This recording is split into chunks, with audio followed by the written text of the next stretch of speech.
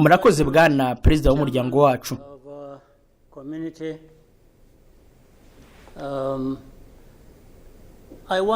Ndashaka kwifatanya n'ibyamaze kuvugwa,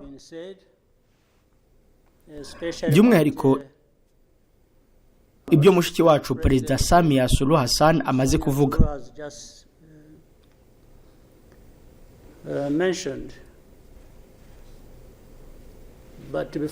Ariko mbere y'ibyo, reka mbaze ibibazo bibiri bishobora kudufasha kugira umurongo.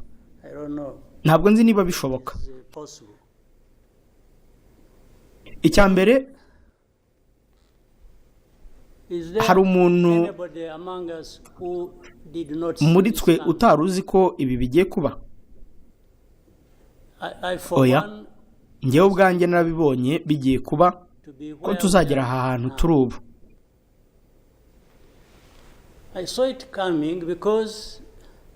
Narabibonye kuko sinigeze mbona umuntu ufata iya mbere muri iki gikorwa,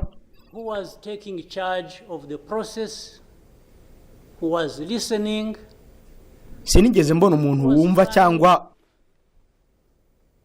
uwagerageza kuduha umurongo tugomba gukurikira buri munsi. Guidance as to what we should be doing from one thing or one day to another. And by this I want to also ask, as the East African community, what did we want? Kubw'ibyo nk'umuryango wa Afrika y'Iburasirazuba twashakaga iki kuva kera? What did we do about that? What are we twashakaga? Ubu turakora iki? Kandi twifuza gukora iki kugira ngo tugere aho twifuza kugera? Because exactly like nk'uko Perezida Samia yabivuze, if it is talking about problems and defining them and niba ari ukuvuga ibibazo no kubisobanura, twarabikoze bihagije. We have talked about all kinds of, twavuze byinshi bitandukanye. But when do we match what we are saying? Ariko se tuzahuza ryari amagambo tuvuga n'ibikorwa dukora kugira ngo tugere ku byo dushaka? When do we come to that? Tuzabigeraho ryari? Simbibona. President, I asked last time in our Nyakubahwa Perezida, ubwa nyuma mu nama yacu iheruka narabajije nti,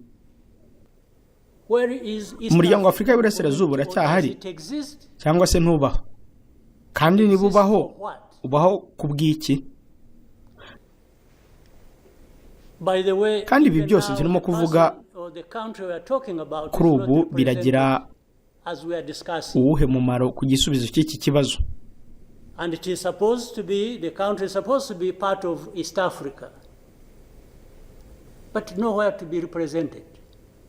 So I'm not sure what bearing what we are discussing has on what happens in the process of finding a solution in this country. Ndakomeza.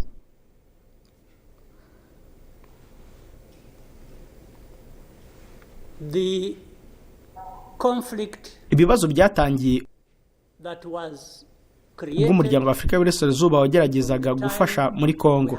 East African community get involved in trying to help in Congo,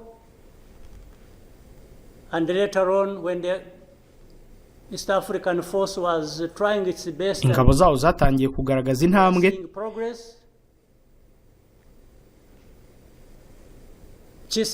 ariko Perezida Tshisekedi yavuze ko zitari gukora ibyo ashaka, and went to SADC, maze ahitamo kujya muri SADC. Agreed they would come and do what he wanted. SADC yemeye ibyo Tshisekedi yifuzaga, iraza, and sent everybody packing, and that we complied and kept quiet. Turabyemera, turaceceka. What really did we expect to come out of this? Ariko se twatekerezaga ko bizatanga umusaruro ki? Worse still, I think even in East Africa itself, ourselves, ikirenze kuri ibyo ntekereza ko natwe ubwacu hano muri Afrika y'Iburasirazuba dufite ubushishozi butandukanye kuri iki kibazo. And we have never come together to agree or even disagree. Kandi ntitwigeze na rimwe twicara hamwe ngo twemeranye cyangwa ngo tunanirane to do what we ought to do to deal with this problem. Hanyuma turebe uko twagera ku mwanzuro wuzuye kuri iki kibazo. We simply decided each country to move on its own with a different agenda. Cyangwa se twahisemo ko buri gihugu gikomeza mu nzira yacyo gifite gahunda zitandukanye bitewe n'inyungu gifite muri Kongo. And that was enough. If your interests were none se ubwo birashoboka gute ko twigira hamwe igisubizo cy'iki kibazo mu gihe buri wese akurura yishyira? Even if the others' interests or concerns were not taken care of. You can imagine, therefore, what chaos comes out of that kind of situation. Ndetse no mu gihe twakora ibintu byose uko bikwiriye nta cyagerwaho mu gihe abafite uruhare rukomeye muri ibi bibazo batari ku meza y'ibiganiro, while at the same time each country bakitabira kandi bagatanga umusanzu wabo in its own direction, different from the others. This is the fact of the matter.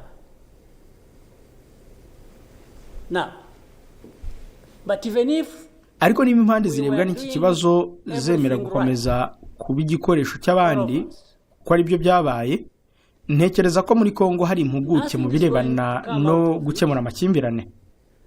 Until those mainly concerned are also part of it and participating and contributing to the success of the process through which they are getting the support. But if the parties decide or accept to be manipulated, because, and by the way, that's exactly what happened, and I think in Congo, there are experts for doing that.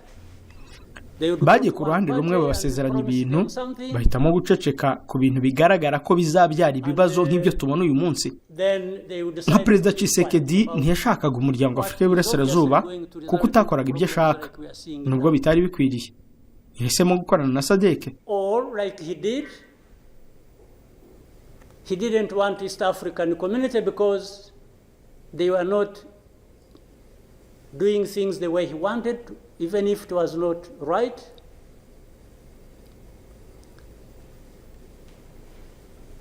He got rid of them and he decided to bring in SADC. SADC was, without any question, coming to assist Tshisekedi to fight alongside FDLR, these murderers of our people here in this country, to fight against SADC nta gushidikanya yazanye ngo ifashe Tshisekedi, ariko se byatanze uhe musaruro? Yafatanyije na FDLR, abicanyi b'abaturage bacu hano iwacu, bafatanya kurwanya M23. Uburundi nabwo bwaje bushyigikiye Tshisekedi ku mpamvu za politike n'izamoko, bushyigikira iby'abo bicanyi bakoreye abaturage bacu. Exactly doing what those murderers did to our people and what they are doing in Eastern Congo.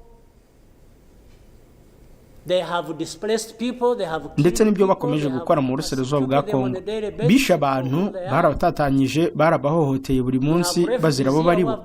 Hari impunzi zimaze imyaka irenga 20 hano mu Rwanda zari zarameneshejwe muri Kongo, dislocated from Congo and sent to Rwanda because they say these are ethnic Tutsis and therefore they belong to Rwanda, they don't belong there.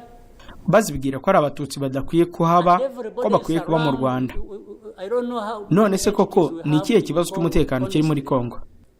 We have MONUSC, we have some DRC, we have mercenaries, we have Burundi, we have dufite MONUSCO, dufite SADC, dufite ibihugu byohereje abasirikare babyo, dufite FDLR, dufite abacancuro, dufite n'ibindi bice byinshi. Ariko si ibi byose bigamije iki? It's like we don't understand what has been going on for all these years. And then when maze ibi byose bigakorwa abantu barebera, iyo ibintu nk'ibyabaye mu cyumweru gishize bigeze, abantu batangira kwigira nk'aho batunguwe, bagatangira kuvuga ngo ni ikibazo cy'ubutabazi bw'abaturage. Isn't persecuting and killing people and displacing them part of that? Ariko si abantu bicwa bagatotezwa bagakurwa mu byabo, ibyo si ikibazo cy'ubutabazi. So as East Africans we sit here and then do what about it? Nk'abanyafurika y'Iburasirazuba dufata umwanya tugahura ngo tuganire, tukareba icyo twakora kuri ibi. I spoke with the president of South Africa. Mu minsi ibiri ishize, kuwa mbere no kuwa kabiri mu gitondo, naganirira perezida wa Afrika y'Epfo wari ushatse ko tuganira kuri iki kibazo. Afrika y'Epfo igira ngo igire uruhare mu guhosha amakimbirane, nyamara ingabo zayo zirwanira hamwe na FDLR.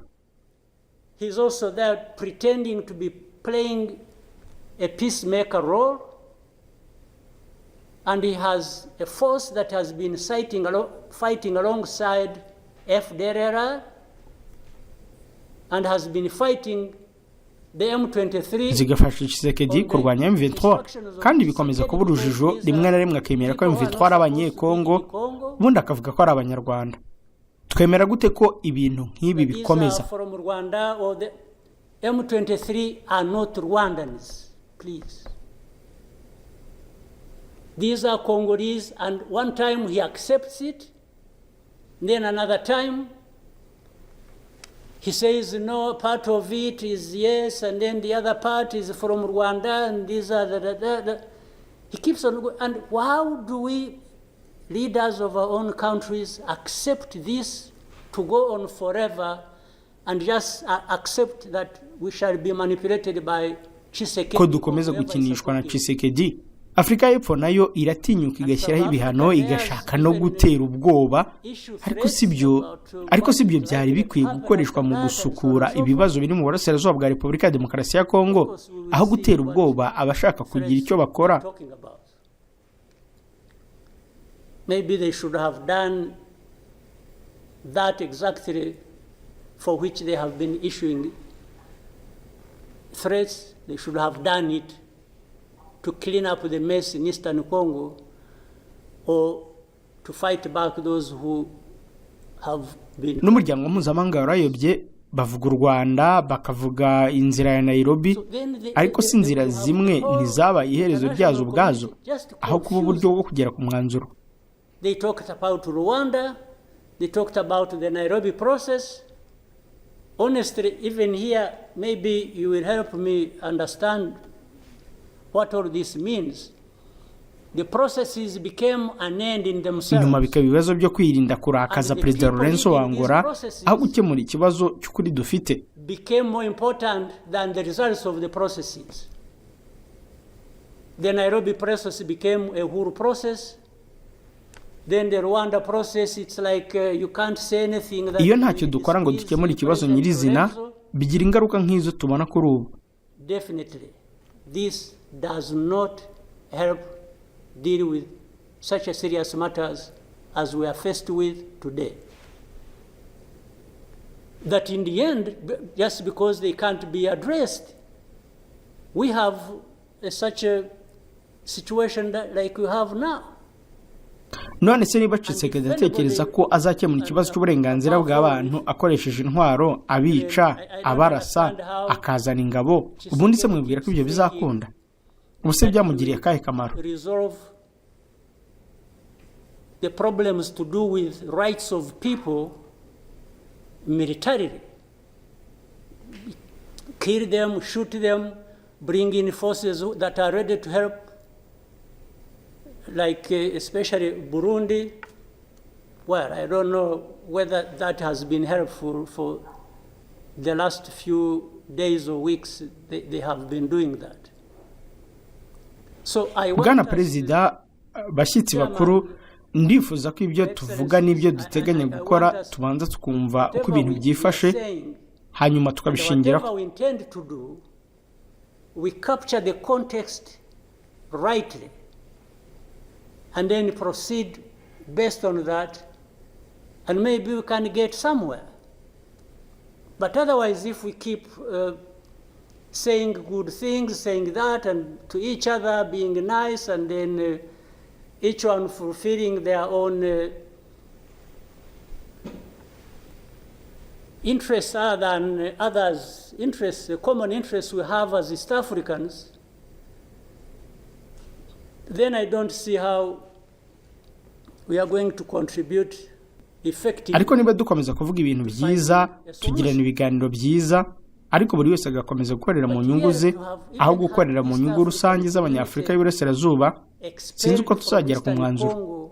Ndabashimiye. And everybody complied, and then there was quiet. It's as if it was normal, or that is okay. Everything dictated by the country or the person we are trying to help. I didn't understand that. And that's where we are now. That's how we are here, where we are. So let me maybe for now stop here. I would really want to hear advice of others, but I think it's not just a plaything. It's not. It's a serious matter, evidently, because it consumes people's lives. And the other day, 2-3 days ago, we lost people. There was a lot of sharing from Eastern Congo, from Goma, and killed a dozen people and injured hundreds. We will definitely take care of that. There's no question about it. Thank you, Mr. Chairman.